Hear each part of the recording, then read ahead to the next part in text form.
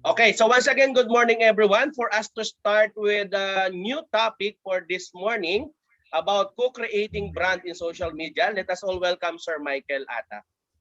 Go ahead, sir. Good morning, Doc. Good morning, classmates. I'm Michael Francis Ata, and I'm here to present the co-creating brand and social media. So first, we need to define what is a brand. An identifying symbol, mark, logo, name, word, and or sentence that companies use to distinguish their product from others. It is also a combination of one or more those of elements that can be utilized to create a brand identity. So branding is important because not only it is what makes a memorable impression on consumers, but it allows your customers and clients to know what to expect from your company. It is a way of distinguishing yourself from the competitors and clarifying what is it is you offer that makes you the better choice. So here are the example of different types of brands. Then next is the brand marketing, a particular approach to creating a brand name and design, establishing clear creative communications and performing marketing activities that will differentiate your product from others. So the goal of brand marketing is to link your identity, values, and personality with communications to your audience. Essentially, your brand is the bridge between your product and your customer. So we have here the objectives of brand marketing. We have brand awareness. This is the raising awareness. The main task to make the customers recognize and recall your product or service through diverse advertising activities. Next is the brand loyalty. It is essential to make customers not to just recognize and choose your brand, but to stick with it. The primary task is to convince customers they have to opt for your brand and by displaying product value and uniqueness. Brand advocate increase the number of customers who will recommend your product or service to other people. And brand equity, authoritative and firmly established brands are believed to be more successful since people prefer a well-known company to a less recognizable brand. And brand engagement, it is better to work towards increased engagement from your active users. The more users that interact with your brand, the higher are your chances are to build a recognizable brand. And lastly is the brand identity and image. People need to recognize your brand through visual elements such as symbols, logos, colors, packaging, etc. So here we have a common example of brand marketing, Nike. Nike.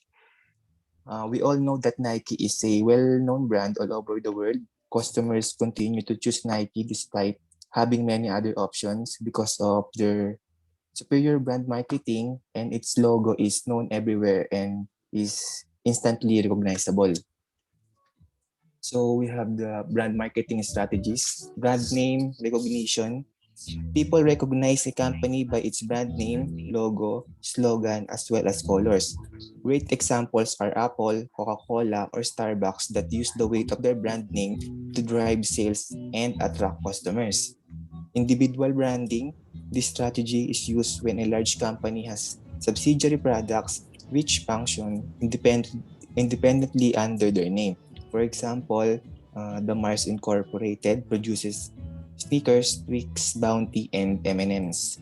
Next is the brand extension. This particular strategy is used when a well-established company decides to create new products or services.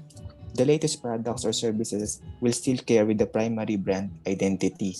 And private label. This strategy is widely used among supermarkets. For example, Walmart sells product at a more reasonable price to beat competition from larger and well-known brands.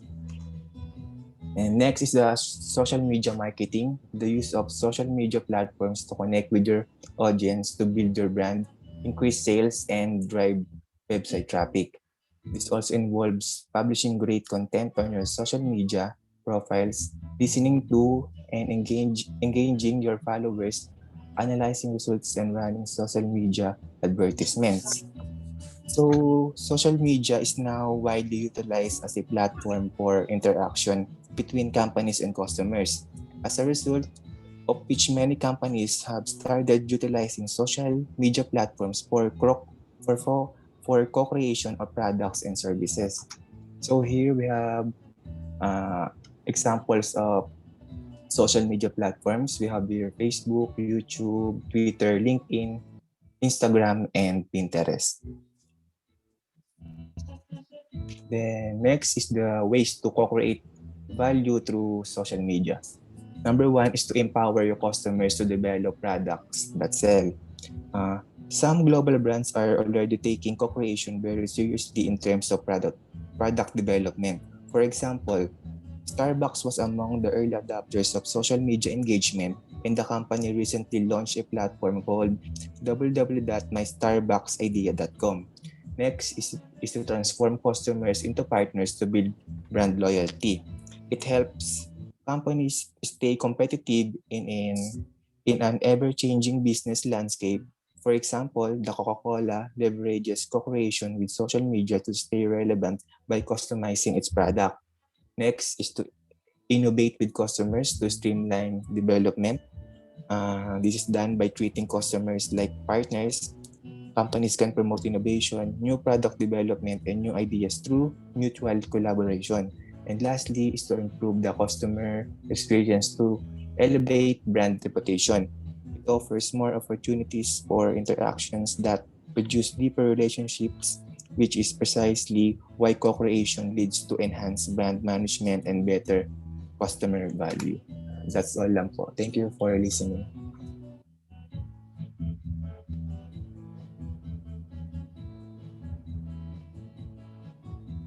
Okay, sir, you stay the presentation. No? The first slide. Okay, so to give some additional inputs no for the co-creating brand no, we need also to consider some. I don't know if somebody were assigned to discuss about the co-creating value with customers no, because the full engage all stakeholders in creating value no in co-creation model. You don't know get consumers involved in creating value. So co-creation methods encourage organizations to involve stakeholders from all levels in developing policies, service or products. No? Now, at present, building your social media marketing strategy for this year, specifically this time of pandemic, no, is very important. No, looking to fine-tune your social media marketing strategy for 2021. So the reality, no, through a success strategy will help a brand tackle, no, its goal with a sense of purpose, no. That's why we put together a comprehensive, no, guide sometimes in creating a social media marketing plan for the, ano. So whether you're totally new to social media or just want to double check your priorities, no, there are certain guides, no, for us to uh, maybe to prioritize, no, or to double check on how we'll be able to use the social media as one of our marketing paraphernalia. Now, if you are a business owner, no, you need to set goals that make sense for your business, right? You need to take time to research your target audience. You need to establish your most important metrics and KPI, no, yung key performance indicators. You can create or curate, no, engaging social content, no, and make your social presence as timely as possible. Access what's working, what isn't, and how to keep improving. In setting goals that make sense for your business, no, what do you want from social media? For example, so social media strategy, no, planning starts with your goals, of course, no. Emphasis on realistic, no. By the way, we recommend tackling smaller objectives that allow you to scale your social efforts in a way that's both reasonable and affordable. Again, you need to increase brand awareness. No? So this means getting your name out there. To create authentic and lasting brand awareness, avoid solely publishing promotional messages. Instead, focus on content that emphasizes your personality and value first. Values, of course. You can generate leads and sales now, whether online or in store. Followers aren't going to make social purchases by accident. For example, are you about alerting customers about new products and promos? So grow your brand's audience. No, bringing new followers into the fold means finding ways to introduce your brand to folks, no, who haven't heard on you before. Because growing your audience also means discovering conversation around your business and industry that matter the most. No, digging through your social channel is nearly impossible without monitoring or listening to specific keywords, phrases, or hashtags. No? Having a pulse of this conversation helps you reach your core audience much faster. You need to boost community engagement. No? Explore ways to grab the attention of your current followers. This means experimenting with messaging and content. For example, does your brand promote user-generated content and hashtag? So even something as simple as asking a question can increase your engagement rate. And your customer can be your best cheerleaders, but only if you're giving them something to do. Okay? Drive traffic to your site. Simple enough, no? If you're laser focused on generating leads or traffic to your website, social media can make it happen. Whether through promotional posts or social ads, keeping an eye on conversation and URL clicks, no, can help you better determine your ROI from the social media. Because any combination of these goals is fair game and can help you better understand which network to tackle to. So when in doubt, keep your social media marketing strategy simple rather than mudding it with too many objectives that might distract you. Pick one or two and stick with them. No? You need also to take time, no, to research your target audience. Much of what you need to know about your audience to influence your social media marketing strategy is already available. Granted you to where to look. No? Remember, different platforms attract different audiences. And take today's social media demographics. Now, for example, these numbers speak directly to which networks your brand should approach and what types of content publish. No? So let's say, for example, as what our presenter mentioned earlier, Facebook and YouTube. Facebook and YouTube are both prime places for ads due in part to their high-earning user bases. The majority of Instagram and TikTok users are millennials or Gen Z, signaling the strength of bold eye, popping content that oozes with personality. Women vastly outnumber men on Pinterest, no? Which is noted to both the highest average order of value for social shoppers. LinkedIn user base is well educated, making it a hub, no, for in-depth industry-specific content that might be more complicated than than what you see on Facebook or Twitter. So don't spread yourself too thin. No, instead focus on networks where your core audience is already active. Another thing, do your homework on your existing social media audience. Although demographics data above given you insight into each channel, what about your own customers?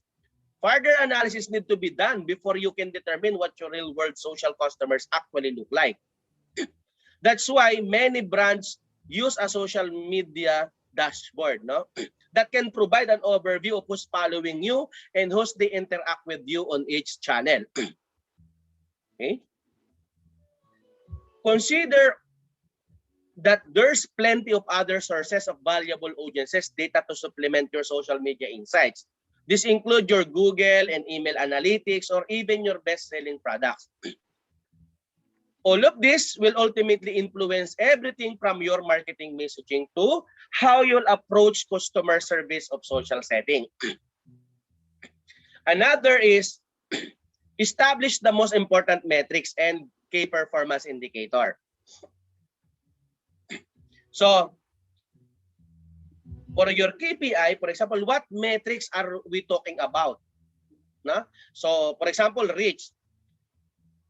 Post reach is the number of unique users who saw your post. No? How far is your content actually reaching users' feeds? The clicks, no? The engagement. No, when we say engagement, the total number of social interaction divided by the number of impressions. This sheds light on how will your audience perceive you and their willingness to interact. No? Hashtag performance. What were your most used hashtag? Which hashtag were most associated with your brand? Having these answers can help shape the focus of your content going forward. Okay? Organic and paid likes. No? Beyond the standard like count, these interactions are attributed to paid or organic content, given how organic engagement is much harder to gain traction, which is why many brands turn to ads. No? Knowing these differences can help you budget both your ad spend and the time you invest in different formats. Then sentiments is also important. No? This is the measurement of how user reacted to your content, brand or hashtag. Did customer find your recent campaign offensive? So what type of sentiment are people associating with your campaign hashtag? It's always better to dig deeper and find out how people are talking about your brand. No? Because an effective social media marketing strategy is rooted in numbers. That said, those numbers need to be put into a context that circle back around to your original goals. Of course, number 4 is create and curate engaging social content. No surprises here. No, your social media marketing strategy hinges on your content. So at this point, you should have a pretty good idea of what to publish based on your goal and brand identity. You probably feel confident in which networks to cover to. So, but what about your content strategy? Okay. Of course, number 1, ideas and inspirations that can help. No, the importance of sticking to content teams. No, and so on. Okay, so I think we have a lot of things discussed when it comes to social media actually, no? Especially at present that social media is one of the sabi nga nila it's already there, no? If you want to if you want your business to know, no, with somebody or all over the world, so we use and adapt social media. Okay, because again, a social strategy is a summary of everything you plan to do and hope to achieve on social media. No, it gives your action and lets you know whether you're succeeding or failing. No, the more specific your plan is, no, the more effective it will be. Okay? Keep it concise. Don't make it so lofty and broad that it's unattainable or impossible to measure. So always bear in mind. Okay?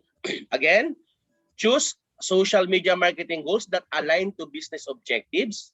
That's why we have SMART, no? Specific, measurable, attainable, relevant, time-bounded. That is a SMART goal framework. No, it will guide your action and ensure they lead to real business results. No? Maybe you are familiar with the Twitter SMART goal. No, we've heard that we will use Twitter for customer support and lower our average response rate to under 2 hours by the end of the quarter. No? Track meaningful metrics is also important. No? Again, another thing is learn everything you can about your audience. No? Create audience personas. It's important in social media. You can gather data from different platform. You need to know your competitors. No? It's also important. Conduct a competitive analysis, use social media listening, and so on, no? Because you use your social media management tool like Hootsuite, I don't know if you're familiar, no? To set up listening stream to monitor relevant keywords and accounts in real time. Do a social media audit also, no? If you're already using social media, take stock of your efforts so far. So ask yourself no, this question: what's working, what's not, who is engaging with you, which network does your target audience use, how does your social media presence compare to the competitions, okay? And this is very important, as I mentioned, no? Look for impostor accounts, no? It's also important, no? Now, set up accounts and improve profiles. Decide which network to use. It's also important, as I mentioned earlier. That is for last 2017 actually, no? The methods in marketing era, no, by 2017, based on research, that method used to communicate with customers according to that is US SMB professionals, no, Facebook is 98%. That is 2017, no?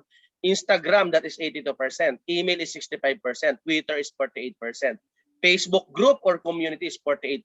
Text message is 41%. Phone is 40%, and Facebook Messenger is 39%. No? That is for the small business social media marketing. No?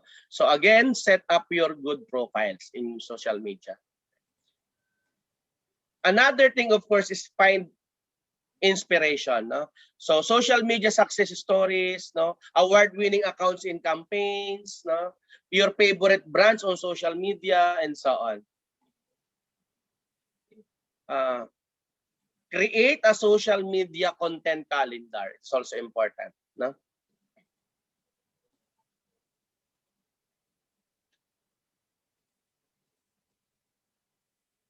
As I mentioned, no? We need also to look for the performance metrics and reevaluate, test, and do it all again. So social media move fast, new network emerge, others go through demographic shift. So your business will go through periods of changes as well. All of this means that your social media strategy should be living document that you review and adjust as needed. Refer to is open to stay on a track, but don't be afraid to make changes so that it better reflects new goals, tools, or plans. When you update your social strategy, make sure to let everyone on your team know. That's why they can all do work together to help your business make the most of your accounts. So I think that's it.